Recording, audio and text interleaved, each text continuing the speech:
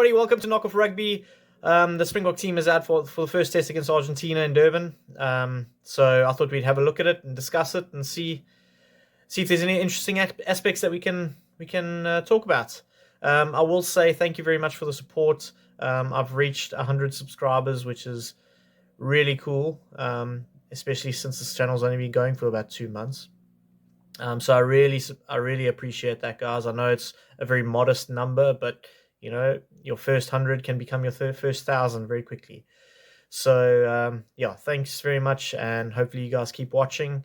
Please leave comments down below. Please subscribe, hit that bell notification. That's how we grow, and that's how we can maybe get on to bigger and better things.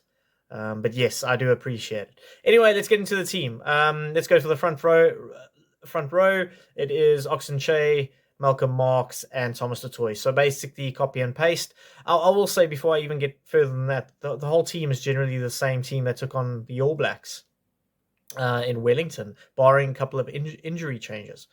So yeah, expect many of the same names. However, in the locking department, it is Eben Etzebeth at 4 lock and Ruan Okia at 5 lock. And I believe Ruan Okia is actually one of our informed line-out generals, perhaps even a future captain.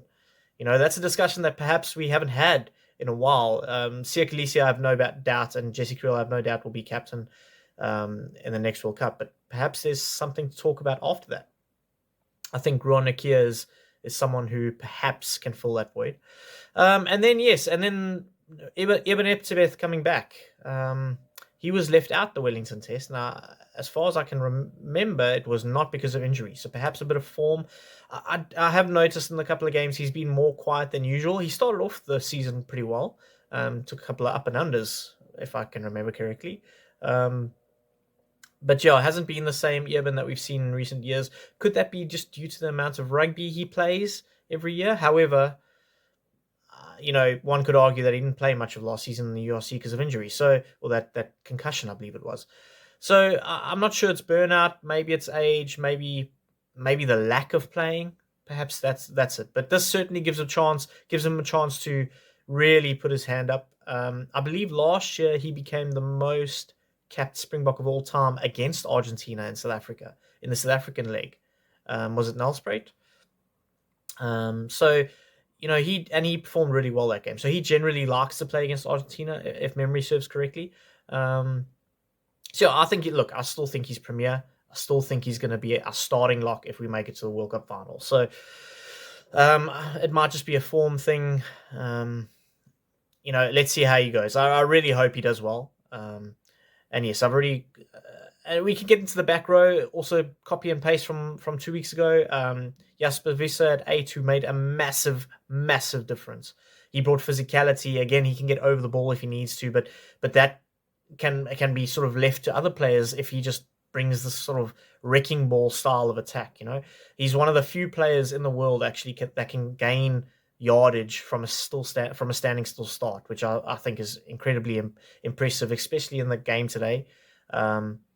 Just with regards to how big and how physical players are and how they condition and how strong they are. You know, for someone to gain yardage on a standing start is almost impossible nowadays. But he's definitely a player that can do it, and he showed it against the All Blacks. So he's going to give us a lot of go forward and momentum, especially if we need quick ruck ball, if we're going to play this very high tempo side to side type of rugby. It also allows Pieter-Steph and Siya Kolisi to focus on their primary roles and the roles that they're really good at. You know, I would say Kolisi is our ruck general. He really cleans. He really does the hard yards when it comes to that. You know, Pieter-Steph du Toit, and before I move on from Kolisi, he really brings physicality himself. I mean, in the tackles and the carries, I think he bounced 2 weeks ago. He bounced as a Takiao, the number 2 for the All Blacks, quite emphatically, and that does not happen to him. So yeah, so Kolisi I think he brings that physicality, but he can also really focus on his roles with someone like Wiese at 8. I think we lacked that combination in the beginning of the year, and I think it showed. I really do. I think it was miles better against the All Blacks in Wellington. Pieter-Steph du Toit can really do his wide channel thing without having to worry about cleaning rucks. He still does that, but it doesn't have to be a primary function anymore because he's got other people in those combinations like Visa and Khaleesi. So yes, our back row I think is incredibly well balanced, and I think we're going to see a lot of good things from them. So let's get into the backline, shall we? Again, copy and paste. Like I said, guys, this is relatively the same. It's Kobus Reinach and Sasha FM. I like that Sasha's getting a run here. I know he got concussed, but I believe he's well and truly over that, or obviously considering the selection, because he only got 18 minutes in Wellington. And I thought he did relatively well. Okay, he had that hiccup at penalty time when he missed the touch. Went dead, I think. The ball went dead. So yeah, perhaps a couple of little hiccups, but I thought his ball play was really good. I think he suits this flatline style. He really takes it up to the defense. Good fly-halves, incredibly good fly-halves, legendary fly-halves. They always take the ball, go forward, and then go at like a 45-degree angle, 40-degree angle, and offload. Because it really opens their options. I feel that some fly-halves that don't get that right can go pretty lateral, can also allow defenses to sort of just drift. And it allows the defense to easily mark their guards. If you've got a fly-half that's really doesn't mind taking the hit after a pass, if he's really flat to the line, then he opens up a lot of holes in defenses and he gives options to the players outside him. So I think that's why Sasha FM is just so good. He's just really flat to the line. Pollard used to be like that when he was young, but I feel like he's lost his touch a little bit. He almost gathers the ball and sort of stands still and does that like torpedo whippy pass. And the others need to like sort of just run onto it to gain momentum. So there's different styles. But yes, I'm glad to see him getting a run. I really hope he has a good game to show off the absolute talent that he is. Kobus Reinach is just there. I still think he's had a couple of hiccups at the rucks.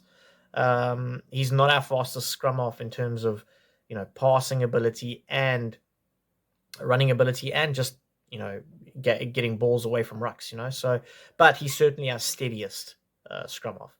And he just brings that level-headedness, and I understand his selection. He's still up there. So I was hoping for a bit of a Faf. I've been calling for Faf to just have a run this year. I want to see where he's at. But I suppose this is a must-win match, and the Springboks are really perhaps going for the championship, as they should. Maybe in the end-of-year tour, we'll see some of these older heads and some of these, maybe the newer guys as well, the fresh faces that should... I feel like it might have been another missed opportunity to have a guy like Tutuka in the mix, but anyway, we'll get into that later. Then you've got Damian de Allende and Canan Moodie. Now, this was a surprise for me, just because of the combination. I know Rassie was asked about this, and he did say that Dukes and Moodie have played together, I think, earlier in the year. But generally, with these type of clutch games, it's always been Dukes and Jesse Kriel. So Kriel, unfortunately, has not had a good run of form. Dukes has been like... he's been okay. He's been steady. But I do think someone like Andre Esthuizen has been the form 12 this year. And someone like Damian Willemse. I understand why Damian Willemse is not there, not at 12 today or in this section, because Fassi is injured. So, and I forgot to mention during the lock pairings, Lewitt's out. So I think it would be nice to have Lewitt on the bench here, or maybe even partnering with Eben. But Lewitt's out, and that changed that dynamic slightly. And Fassi's out, so that also doesn't allow them to select Willemse at 12 again, because they need Willemse now at 15. Otherwise, I think it's Villiers Leroux or Kewan Horn. That's our options, but Kewan Horn has not been in the mix for a while. So yeah, I do like the pairing. I think Dukes does bring that physicality, perhaps what they're looking at, and he's got... according to a lot of the Springbok players, he's got some of the best hands in the team. So maybe he's not really known to being that second distributor like Willemse is, but he certainly can be. Moody is just great in the air. He's a really physical guy. Rassie was saying that perhaps he's in between decision making when he's on the wing.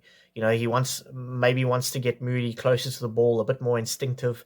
Let his instincts take over his game, which generally is when he plays well. So I like the combination there, and I think it should go well.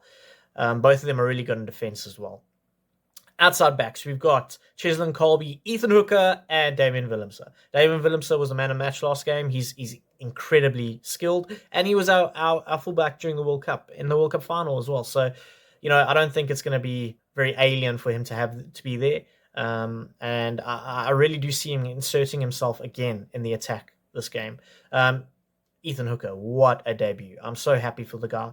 I've been calling for this. I think a lot of guys, a lot of people in South Africa have been calling for this to happen. And to happen against the All Blacks, I thought he was going to get a game against Italy or Georgia. But to happen against the All Blacks, this guy's got, ice in his veins to have such a game, especially as his first starting debut. We know what we're going to get from Cheslin Colby. Quality, great in the high ball. Our back three just looks dangerous. They look dangerous on attack and defense, to be fair. Okay, then we got the replacements. And we've got Jan-Henrik Wessels, Bowen Venter, and Wilco Louw, a fairly stable front row. Jan-Henrik Wessels will obviously be covering hooker this game and not prop. I know you can do both, but this will be hooker. We've got Wilco Louw, who will probably just come on and destroy the Argentinian scrum. I don't mean to sound arrogant, but I'm pretty sure that's what he's going to do. Bowen Venter has proven to be steady. Hasn't had a lot of game time, but he's come on for a few games now, and he's done nothing really well, and he's done nothing really badly. So I think he's finding his feet, which is a good thing. I think he's got talent. He should be there. Argier, really, Snyman, he's on the bench. He had a great game against the All Blacks last week as well. I really thought, that try that he scored was a thing of beauty. A 5-lock, well, he is a 5-lock, I think. A 5-lock just running without being touched, it's incredible, especially against All Blacks. So I'm really happy for him. He's been one of the form URC players. I think he was Leinster Player of the Year or Player of the Year. I can't remember, but he's really found form with Leinster. It's great to be part of a pack that dominant, I suppose. But his go-go gadget arms is just really something that nobody else can replicate, and he's a point of difference when he comes on the field. So really good for him to be there. Kwagga Smith has been in great form. Probably one of the only, I don't want to say only, guys from the Japanese league that's really shown form this year. But I will say, as a silent nod to the URC guys, that the URC guys, I think, have been performing slightly better than the guys that are over in Japan. Now, I don't know if that's a conditioning thing, although I've seen a lot of interviews with the guys that go to Japan saying that the conditioning over there is incredibly hard. One of the best in the world. Maybe it's the level of competition. Maybe it's just the amount of rugby they play. I don't know. But it seems like it takes the Japanese guys a couple of games to just get up to speed to international level, which is understandable. But yeah, I do think he's one of the only guys that's really been in form. You could argue Malcolm Marx, but I don't think Malcolm, especially in the lineup, has had the best season either. But yeah, then we got Morne van der Berg, who missed the Currie Cup game, the final that the Lions lost very narrowly in the last minute or in the last part of the game. And I believe Rassie said he missed last year's final as well in order to be selected for the Springboks against the Sharks.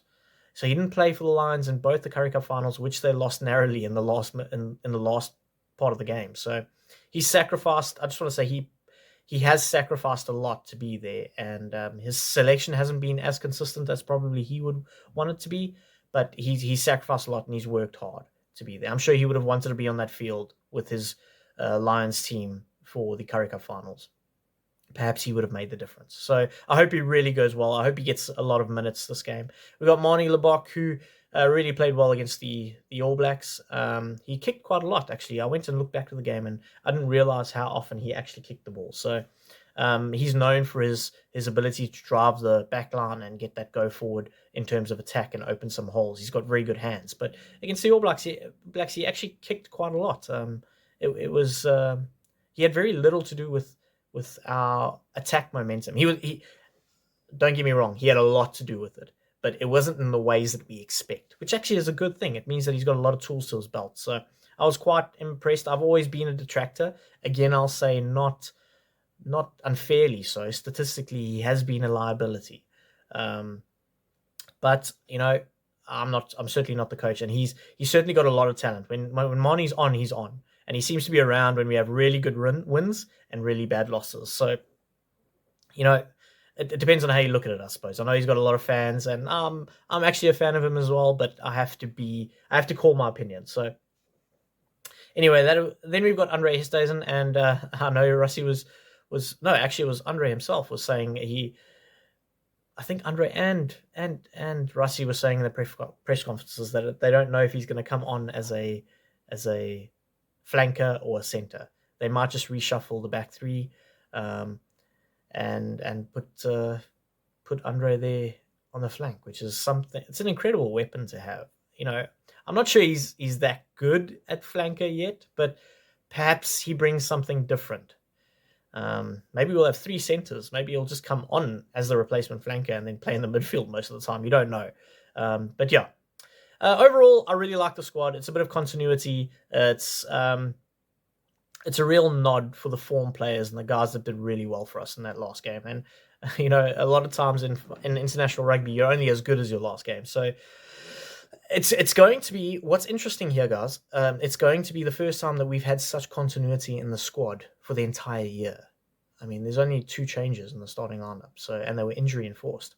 I dare to say if we didn't have injuries, I wonder if Rassie would have just kept the team exactly the same.